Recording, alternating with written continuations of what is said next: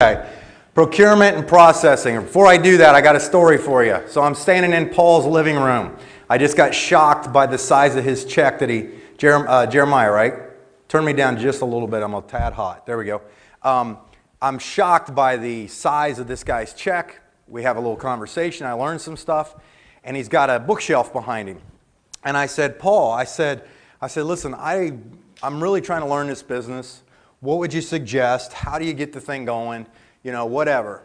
And, you know, and he goes, Mike, I got something for you. And he stands up, and he walks over to the bookshelf, and he pulls down a book. It's a little paperback book. It's got duct tape on it. It's all rabbit-eared and everything like that and so on. And he shows me this.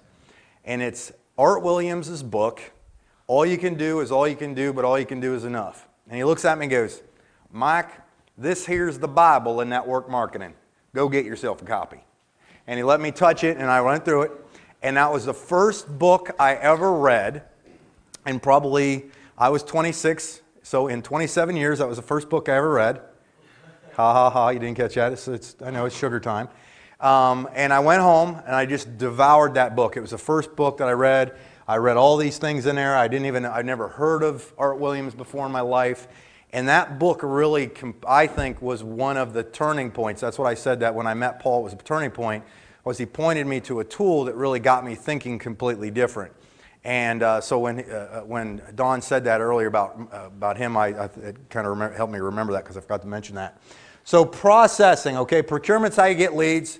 Honestly, the system that they're putting together for you for systematic follow-up, and tracking people down, and just having people to go to a place to capture leads and everything is really, really remarkable. I mean, that's a big, big point. So let's talk about, we've got leads, we've got the right mindset, now what do we do with them?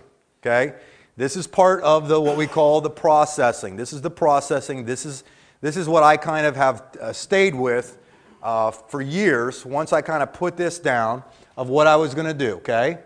The first and foremost is basically, of the 5 steps, is prospect, okay? That's generating leads. Step 2 is how to properly contact. Step 3 is present. Step 1, 2, 3, 4.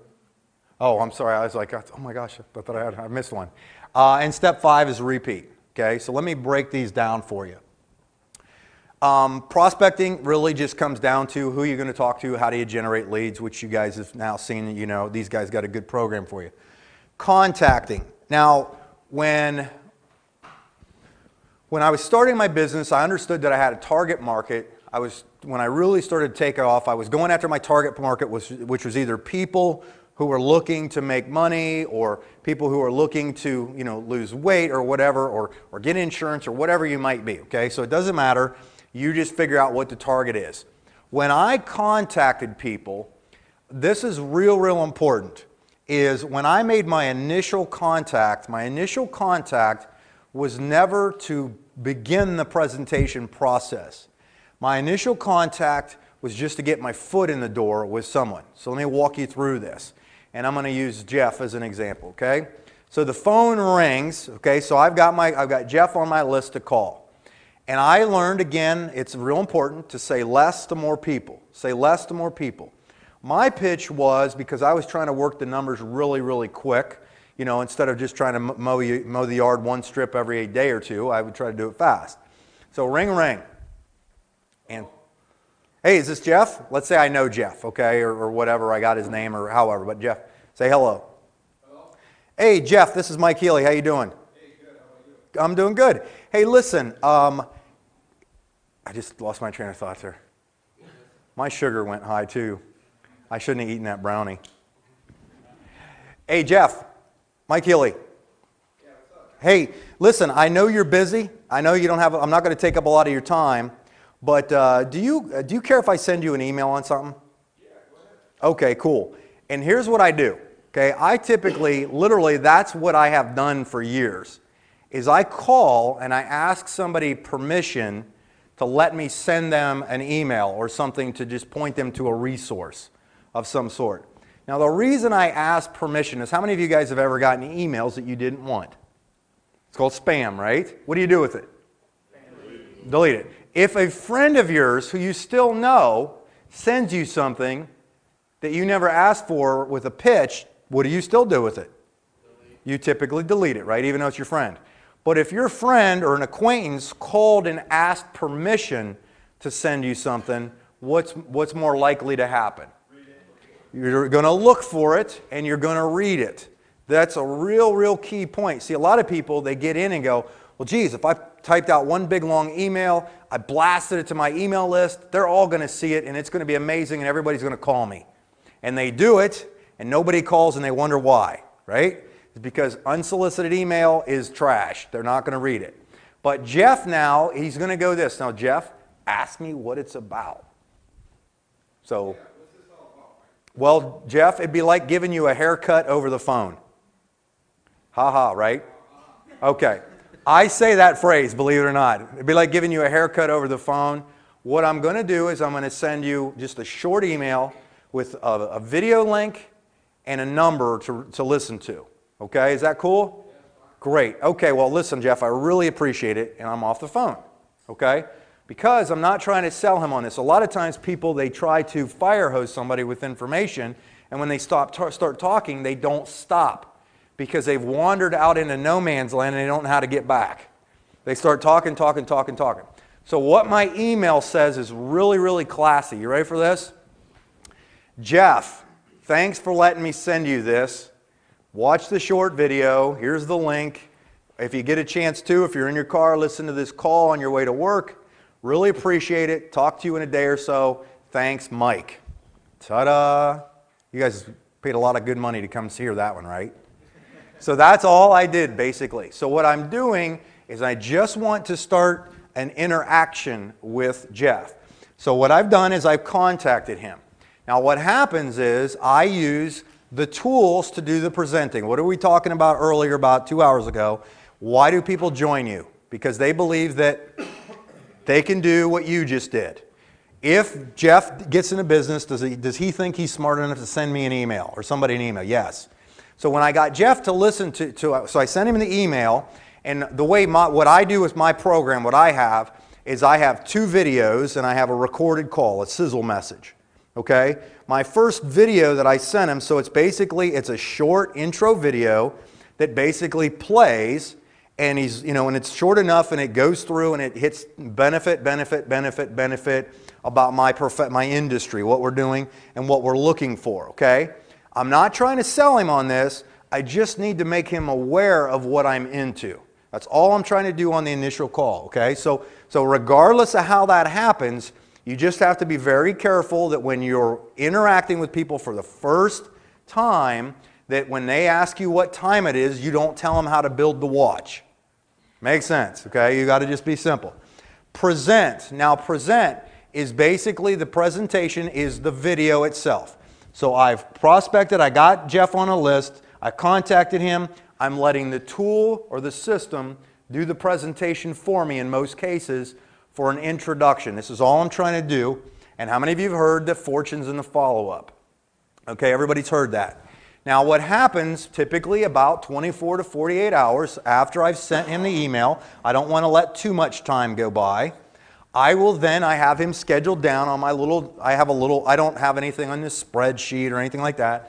I have either a little notepad or a yellow pad where I wrote Jeff's name, I wrote his phone number down, his email address, and I put SE, sent email. Pretty fancy, right? SE, that's my follow-up system. So the following day, I will call those same people that the day before I sent some emails to. It might take me an hour or so to contact 15 or so people. So I just work the numbers. I've talked to 10 or 15 people that I might know, have relationships with, or have known me from the past. And now on my follow-up's going to sound just like this. Ring, ring. Hello? Hey, Jeff. Yeah, what's up? Hey, Mike Healy again. How you doing, buddy? So far, so good. Is this a good time? Write that down. Is this a good time? If you start talking about your business, your opportunity, what we're doing, blah, blah, blah, blah, blah, blah, before you get permission from him, you're going to ruin the call. Okay? Because what will happen is he knows me, we've got a little rapport. And here's the thing, how many of you guys have ever had people not answer your phone calls or return them? Besides, okay, Typically what's happening is you are badgering and begging them, and the first interaction you had with them took too long. So when your number comes up on caller ID, they already knew that you caught them at the wrong time, you were busy, and that call took like 16 minutes, right? And you were getting ready, and they had a bad emotional experience with your first interaction. Real important, because we're dealing with people, right? We're dealing with emotions. So what happens is when I make that initial call and I rush Jeff off the phone on my first phone call, when caller ID comes up, Jeff remembers the last time. I was on for 15 seconds and then I hung up on Jeff. When it comes up, he's thinking, how long is the phone call going to probably last? Maybe 15 seconds. I got 15 seconds for Mike. So when he answers, I say, Jeff, is this a good time? Yeah, Mike, it actually is. I just got done putting the kids to bed. What's going on? Great. Okay, so now I know that's my cue. If he says, no, I'm putting the kids to bed, what do you say? Thank you. Hurry up or I'll call you back. A lot of people will go, well, just hold on a second. Let me tell you real quick. And they'll start telling them stuff, and emotionally, boom, they shut them off, okay? So now Jeff says, yes, it's a good time. Great. Jeff, first off, did you get my email? I got to know if they got it to begin with. No, it never came through. Okay, well, let me resend it, hang up, start over, right? But if he says, yeah, I got it. Oh, awesome. Did you have a chance to listen to the call or watch the video or both? And if he says, yeah, I watched the video, here's the next thing out of my mouth. You guys have probably been taught this, but this is good to review. What did you like best about what you saw? Okay? What did you like best? Now write this down. This is real important. Always, you don't have to write always twice, but if you want to. Let the prospect dictate the presentation. Let the prospect dictate the presentation. How is that done? How do you let the prospect dictate the presentation? Jeff, did you have a chance to watch a video? Yeah, sure did. Great. Listen, hey, what'd you like best about what you saw? Fire something off. It was interesting. Really? What part did you find interesting? The part that makes mine. Perfect. That's all I needed, right? He just told me. Now, if he said, man, I love how detailed insurance is. I can't wait to go to class. Even though I hate it, I would go, that's awesome. Class was amazing. When I sat through that whole long thing and almost wanted to put a gun in my mouth because of all this numbers and anyhow. But you see what I'm saying? So what I would say is I would say, great. Because if you find out what here's what you got to understand. Absolutely no one cares what you do. They could care less about your goals and they don't care what you do. Who do they want to talk about the most? Fine, let's do that then. Write this book down. Save your life, save your business, save your career. Listening for success. Listening for success. It's about a quarter of an inch thick. It's real simple reading. I think it's on audio too. It's by Shapiro, does that sound right? Stephen Shapiro. Listening for success. Man, I had to master this the hard way. Okay? That's why we were amateurs for 10 years. We didn't learn any of these skills until later down the road. Listening for success. See, here's all I need to do. I have signed up more people than anybody in the last 4 companies I've been in. There has not been one person that has out-recruited me as far as personally enrolling people. I mean, it's just boom, boom, boom. And believe it or not, I probably say less than anybody says on the phone to these people. Because I've learned how to shut my mouth up and find out what Jeff wants. Because if I can find out what Jeff wants, I know all I have is I have a good vehicle that can show somebody to the promised land of whatever their wants, needs, and desires are, right? So I have to find out why my business, why my system benefits Jeff to help him create the future he's been looking for, right? Now, Jeff said something real important. He said the money, right? Now, I got to find out, does Jeff want $5? Because that's extra money, right? If I gave him $5. Or does he want $5,000 or $50,000 or $500,000? So what I now know is my target is, Jeff, what kind of money, what got your attention? And you say the money, okay? What part of the money? Was it the residual part? Was it the bonuses? What were you looking for? What tripped your trigger on that? And guess what he's going to do? He's going to tell me, and I'm going to keep asking questions, and here's a good phrase to remember. Besides that, what else? Just remember that. Besides that, what else? Because typically the first thing they say is just a knee-jerk reaction, and then you got to, as it's said in the movie Shrek, got to peel back the layers of the onion, right? Okay? You peel it back, you peel it back, you peel it back, and pretty soon Jeff finally comes out after about 10 minutes of me asking him questions. He finally comes out and says, listen, I'm actually really concerned because I just found out I'm about to be downsized in 6 months. I've got a kid getting ready to go to college. My wife can't stand her job. I just took out a second loan for a mortgage. I don't know what I'm going to do. That's what I can build on. That's the only thing I needed to know right there. Do you see what I'm saying?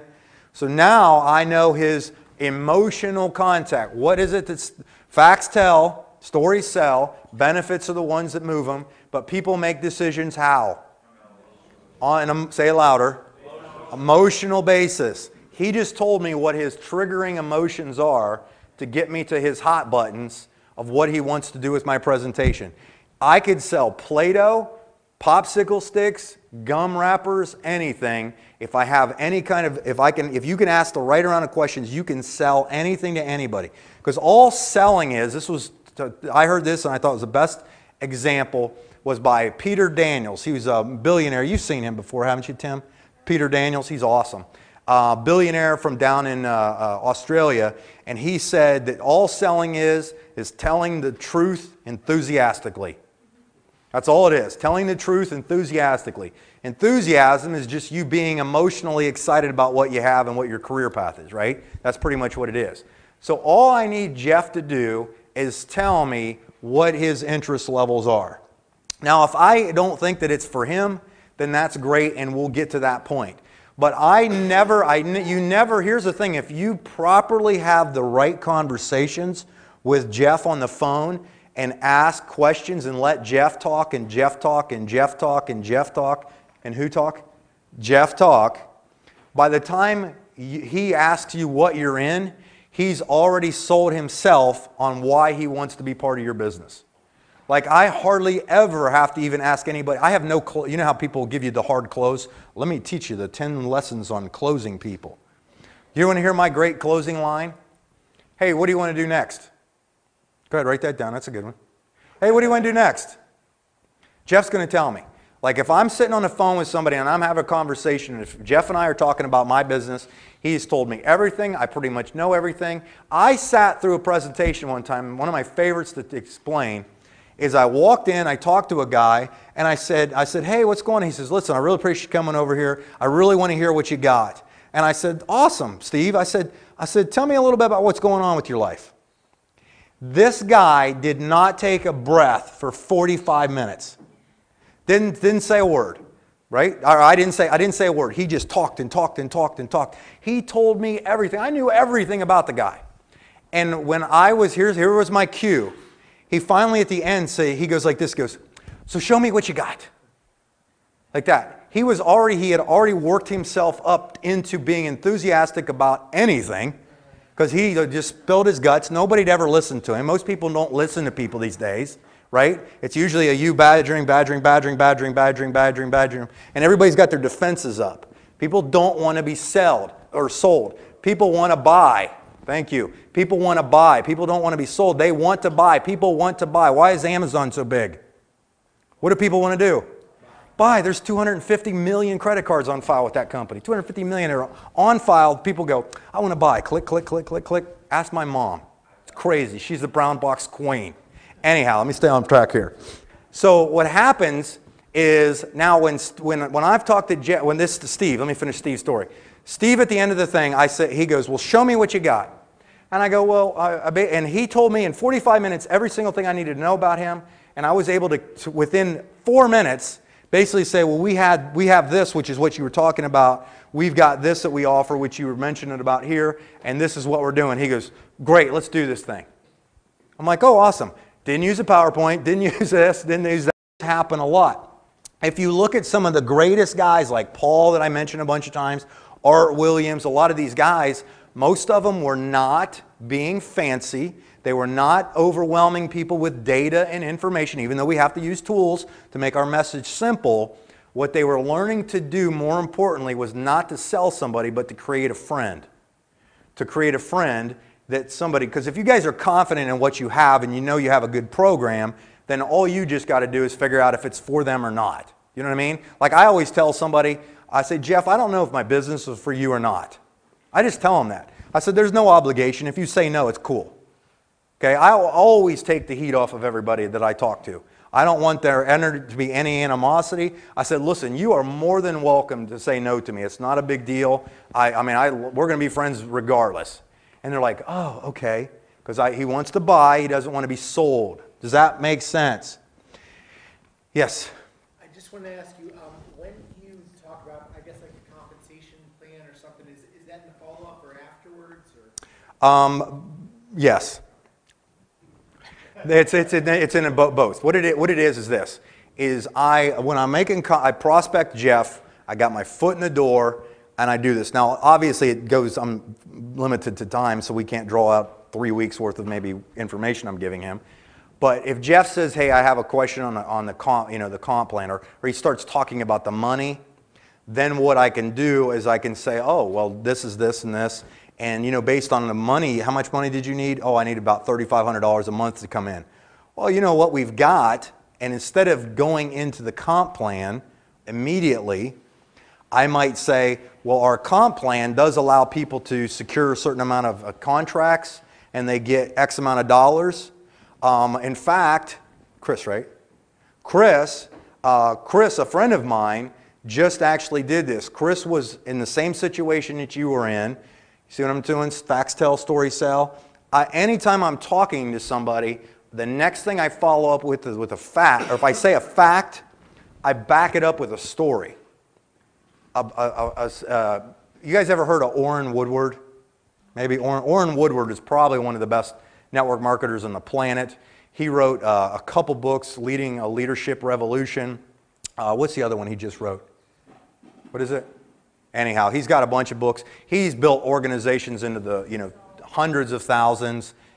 Resolve, thank you. All about leadership. I mean, he's one of the top leadership training gurus out there, and he got his start in Amway years ago, and then he did another company, and now he owns his own company, basically. This one is in Influencer. Write this book down. Title for you. Influencer. Influencer is a great book. It's a little thicker, a little more detailed, but in that book, there's about 5 or 6 people that co-author that, and they did a lot of social experiments in that book, or they studied the social experiments that happen, like epidemics that happen, like what happened with the people and so on. But one of them, it talks about the experience that people have, like that people are moved because it triggers what an experience triggers what? Emotion, right? Experiences trigger emotion. And anytime you interact with people, from the minute you interact with them to the end, it's always a part of an experience they are having with you. Like when I'm on the phone with somebody or I'm doing an interaction with somebody, I'm joking around a lot. I'm laughing at anything they say that might be somewhat funny. They have a good experience all the way around when I'm in contact with them, because that's what they remember, okay? If for some reason somebody, I said Jeff, Jeff says, well, I've been in Amway, I've been in Amway. I was looking at your company because I wanted to get insurance. Jeff, Amway's an okay company. It's not really that good. You probably aren't making any money, but our insurance company's awesome. What just happened to his experience with me? I just put down what he had already said. I basically said, Jeff, you're stupid for doing that. You should go join me because I'm way smarter. You know what I'm saying? A lot of people do that. You're shocked at how many people put down, especially, we talked about target market. If you badmouth another company, a person's company that they're currently with, you're not going to get them, because you just basically said outright that they made a stupid business decision. How many of you guys like it when people point out stupid decisions you make? Nobody, right? But if you say, oh, that's a great company, what do you like best about that company? Right? And then you get them to tell you. When they tell you all the things they like best, you're just taking mental notes going, yep, we got that, we got that, we got that, we got that. Oh my gosh, what's your favorite thing about it? What do you think's the thing you don't like about it the most? Right? Well, you know, they don't let me build any kind of team. All I do is I get overrides on people. I can close customers like crazy, but I can't build anybody teams, and I'm trying to get these guys. Well, you know what? It's exactly how I felt when I was looking at how insurance for the first time, and I was able to transition all that to this. Does that make sense? Yes? I don't know if I have another slide on here. Blah, blah, blah. I threw that one in there as a bonus. And then I'll take questions. PDCA, this was, I picked this up off of Orrin. I thought it was really good. I typically, a lot of times, I'll watch what I'm doing. Plan, do, check, and adjust.